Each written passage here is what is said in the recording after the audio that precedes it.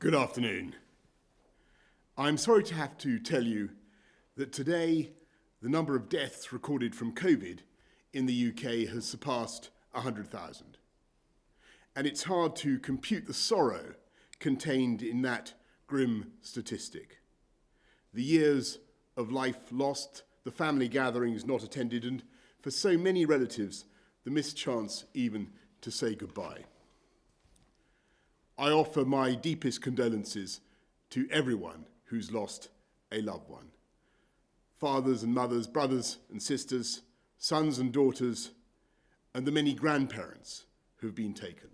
On this day, I should just really repeat that I am deeply sorry for every life that has been lost, and of course, as Prime Minister, I take full responsibility for everything that the government has done. What I can tell you is that we truly did everything we could and continue to do everything that we can to minimise loss of life and to minimise suffering in what has been a very, very difficult stage and a very, very difficult crisis for our country. And we will continue to do that, just as every government that is affected by this crisis around the world is continuing to do the same. It's a national tragedy. This is a milestone that nobody wanted to hit. That number of 100,000 is twice the number we lost in the Blitz, and it's the size of small towns across the United Kingdom, Bath or Stevenage. So it's a real national tragedy. And behind the statistics, behind the numbers, we have to remember there's always a grieving family, a mum, a dad, a brother, a sister, a friend, a neighbour, or a partner. So our hearts go out to everyone affected as we reach this awful milestone.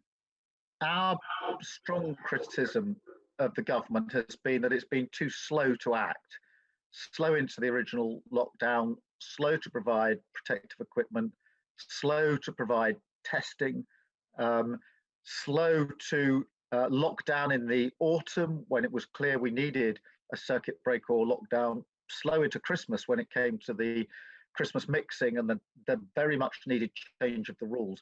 So there's a strong sense, I think, that our government has been behind the curve at every stage, that there's been, if you like, a reluctance to take tough decisions when they needed to be taken. And here we are today, we find ourselves with this awful milestone of 100,000 deaths from COVID. And all of us are thinking about the families affected by that. The tough decisions that need to be taken now are how we deal with the variants that are coming from across the world, and particularly how we secure our borders. And it's very clear that we need to have quarantine comprehensively in hotels for everybody coming into the country. We need a much stronger defences at our borders. We were one of the slowest countries to take any measures on our borders. When we had a quarantine system, not many people were checked. And here we are today without a comprehensive way of protecting our borders. That at the very least is urgently needed. Well, what the Prime Minister says is that he has been trying to carefully balance the health restrictions on the one hand with the economic impact on the other. The problem for the Prime Minister's argument is that we ended 2020 with the highest death rate across Europe, and therefore the health restrictions side didn't work.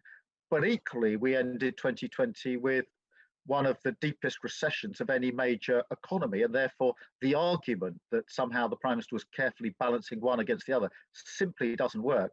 And I think there will be many people asking, how on earth did the United Kingdom end up with not only the worst death rate in Europe, but also the worst or steepest recession of any major economy? How did we end up in both of those places?